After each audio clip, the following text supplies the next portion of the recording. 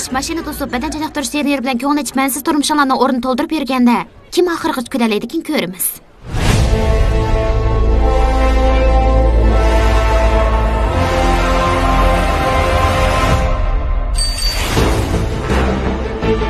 Apam mushada cho'ng bo'lgan. Tog' ustidagi av uyi shu. To'xtang, u Alvasda uyi-ku. Sizning apangiz Lidiya Fitzmi? Ko'p afsus shundaq. U nihoyatda dongliq. Tirik odam bilan o'lik odam birga turmush kechira oladi. Menga fursat keldi. Dunyoda Alvasda yo'q. Bu quruq gaplarga faqat ahmoqlar ishlaydi. Bunda qilganimga faqat ishongim kelmayotdi. Xalit sehrgar, Xalit sehrgar, Xalit sehrgar.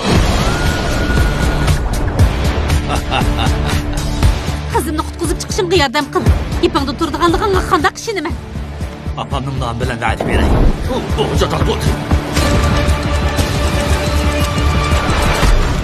Babu, birodarlaring bilan mush yerni qo'g'dab tur. Hech qanday odamni o'tkazma. Kes qala. Mahayli xatarligim.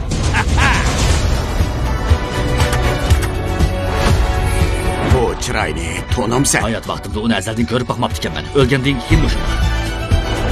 Pek yaxshi bo'ldi. Rastlashni qilamsiz? Xalit serga. Üstündekiler bana muhtaç ekan. Babu, bu yerni yaxshi qo'ydi. Ağzınızda yumung. Kim avval başlaydı? Bo'pti, men başlay. Ko'rdinglarmi? Men avval ishimdagini to'kdim. Voy onam, uydagilar dunyosi baxtli ekan. Ishimdagi Xalit odatda men qo'rqinch tushib paydo bo'ldi. Haqiqiy reallik yuzlanish. Qo'rqinish ustidan g'alaba qilishdan ortiq tas ish yo'q. Ostir! Nimishqa! Xalit sehrgar. Nima qilyapsiz? Ammo ularning bizning olaydi murosimiz qatnashmaganinglarga rahmat. Biroq hozir bizga ozroq shaxsiy bo'shliq bering.